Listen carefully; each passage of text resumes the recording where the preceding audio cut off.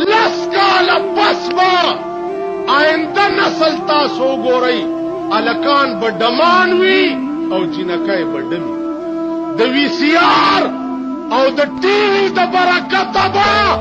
زمونږ ښځې ډمې وي او زمونږ زامن به ډمان دروغ وایم زمونږ ښځې به ډمې وي وګورئ د ټي وي په پرده د ډمې چې کم فیشن دا ښځې وګوري سبا له هغه فیشن جوړ کړي او پکې سخانه کې روان د ټي وي په پرده د ډم چې کم فیشن الکان وګوري سبا هغه فیشن الکانو جوړ کړي او پکې سخانه او کابلې کې ګرځي آئنده نسل به ډمان وي ډمان 18 کروڑ روپے د ټي وي د سټیشن افتتاح شوی و په صدر کې صدر صاحب افتتاح تراغلی و